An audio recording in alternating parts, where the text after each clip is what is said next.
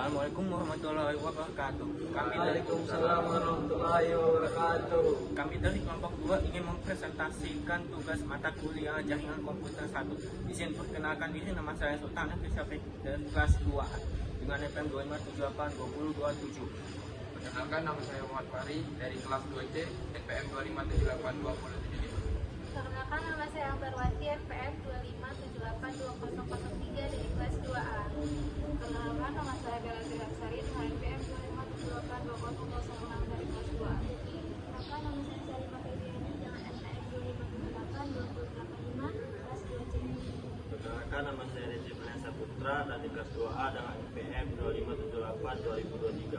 Perkenalkan, nama saya Yandri Nata Rizky dari kelas 2A NPM 2578 2029. Perkenalkan, nama saya Muhammad Fawaz Medini Utama dengan NPM 2578 2014 dari kelas 2A. Di sini kami akan mempresentasikan secara singkat tentang modul 1. Langsung aja untuk submodul 1.1 yaitu net jaringan komputer memengaruhi kehidupan. Contoh jaringan komputer yang memengaruhi kehidupan adalah sejak tahun 1997 Cisco telah bekerja untuk satu tujuan, yaitu edukasi dan kemampuan tentang jaringan internet. Langsung aja untuk modul 1.2 yaitu komponen jaringan. Di sini ada peraturan host yang berupa software server. Misalnya aja email, web, dan satu lagi file. Selanjutnya ada jaringan peer-to-peer. Host dan software server biasanya berjalan dengan komputer terpisah. Namun satu komputer bisa bekerja sebagai dua fungsi dalam satu waktu. Untuk komponen-komponen jaringan utama ada end device atau perangkat akhir yang berfungsi sebagai perangkat pengguna. Contohnya saja komputer, laptop maupun HP. Selanjutnya ada intermediary device atau perangkat perantara. Misalnya aja LAN switch, router, hub, firewall. Dan selanjutnya ada net transmisi media yang itu bisa berupa jaringan berkabel, nirkabel ataupun fiber optik.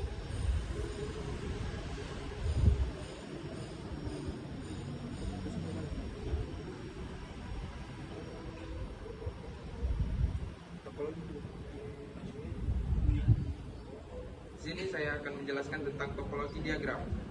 Topologi diagram adalah gambaran struktur jaringan. Ada dua jenis topologi, yaitu physical topologi yang menunjukkan bentuk fisik jaringan, yang contohnya seperti server room, posisi perangkat, kabel nyata. Intinya adalah bagaimana jaringan dipasang secara nyata.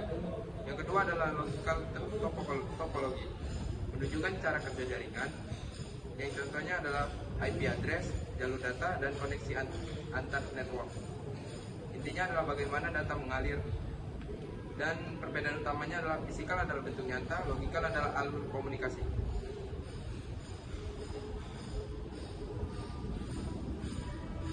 Saya membacakan tentang 1.4 yaitu network of many size, yaitu jaringan berbagai ukuran.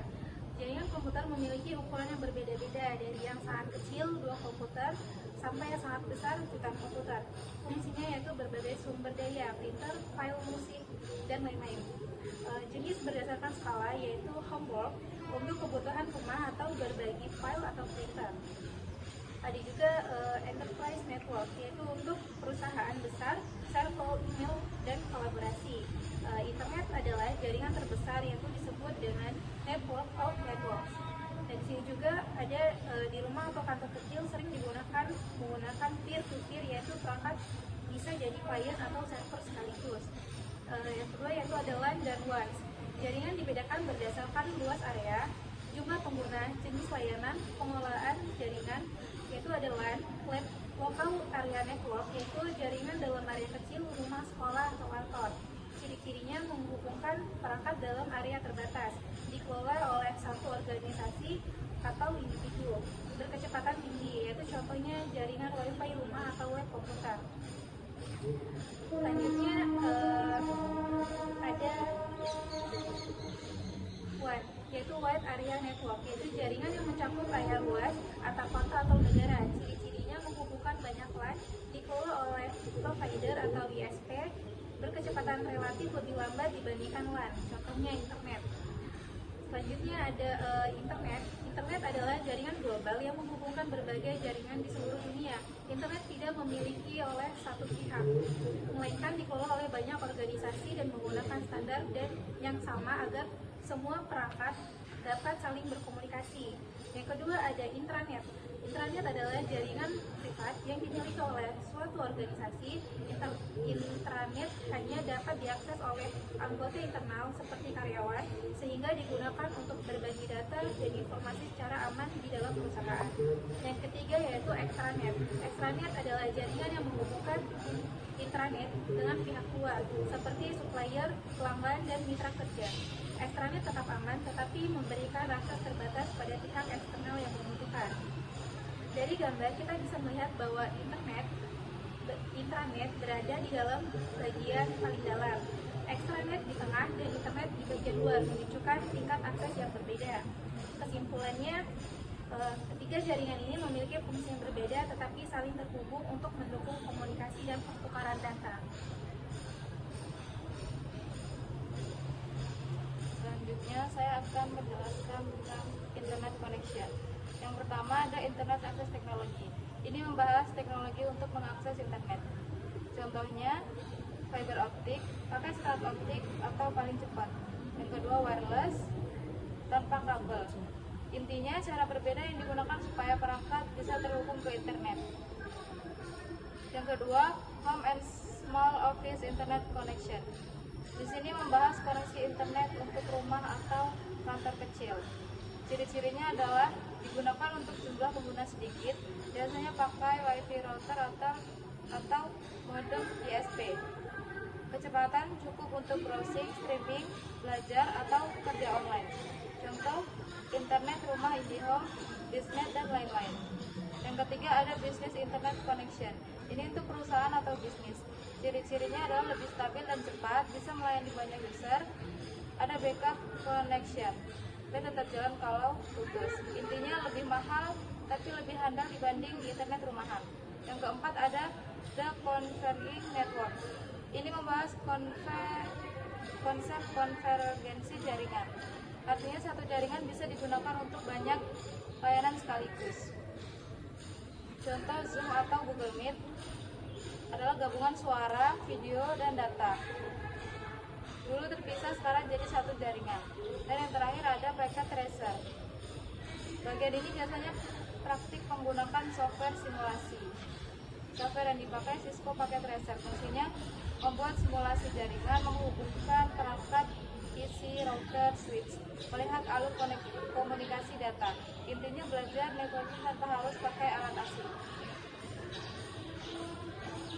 Selanjutnya saya akan menjelaskan pada bagian 1.6, yaitu tentang arsitektur jaringan dan karakteristik intinya.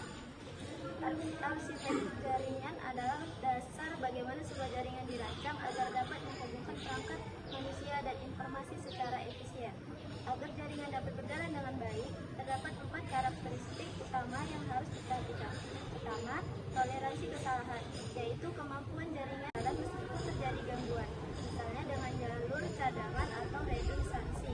Kedua, skalabilitas, yaitu kemampuan jaringan untuk berkembang tanpa menurunkan performa ketika jumlah pengguna atau perangkat bertambah.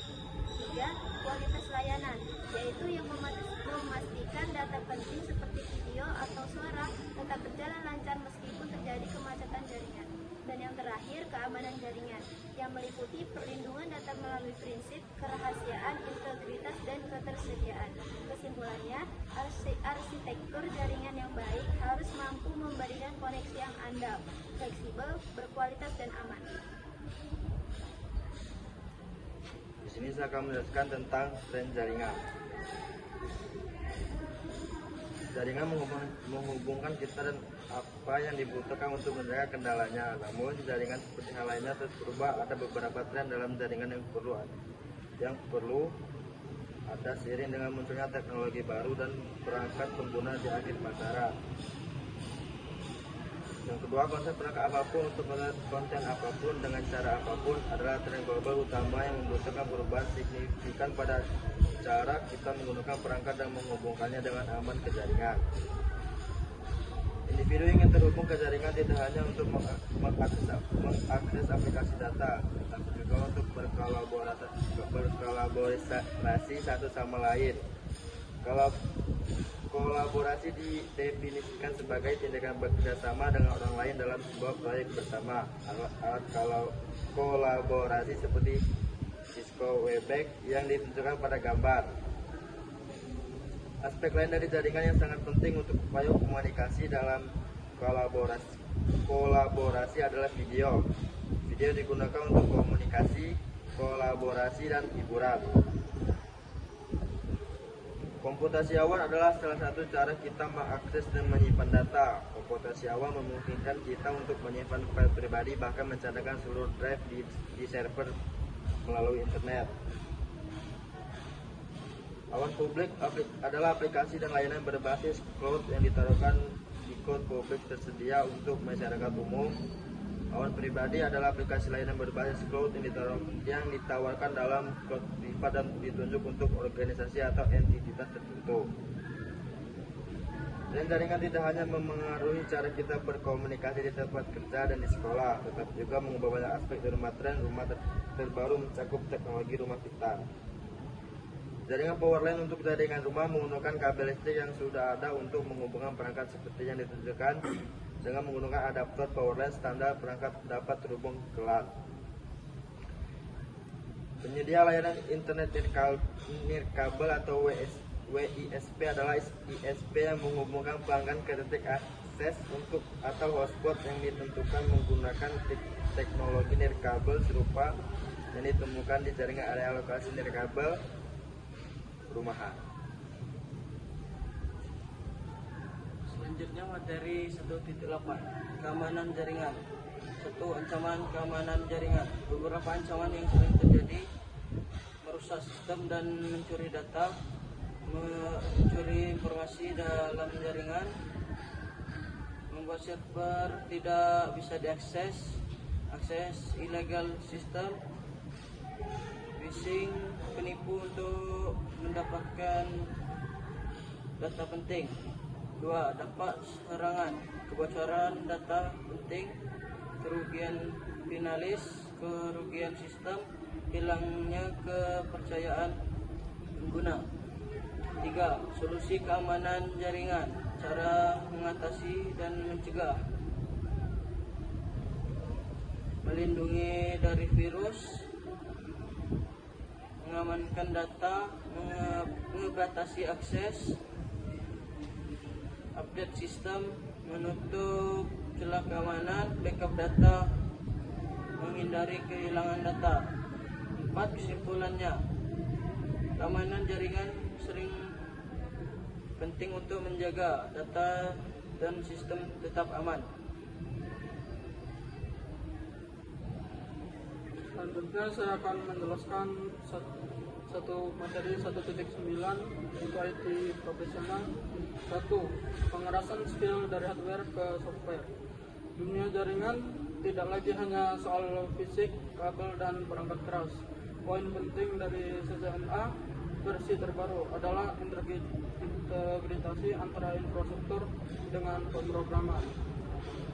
2. Akses karir terjamin. Cisco tidak hanya memberikan materi pelajaran, tetapi juga jembatan kerja melalui talent bridge.